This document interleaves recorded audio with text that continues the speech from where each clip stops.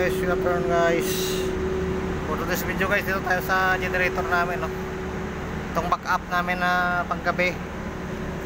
Actually guys, ito yung luma, pinaglumaan namin na bridge diodes. So subukan natin na palitan yung bridge diodes nito. Ito yun, no, sa loob, para makita nyo yan. Ayan guys, oh, tatanggalin natin yan, palitan natin yung luma namin kasi unbalance yung load supply nya. So ito sa kapila natin, ayan,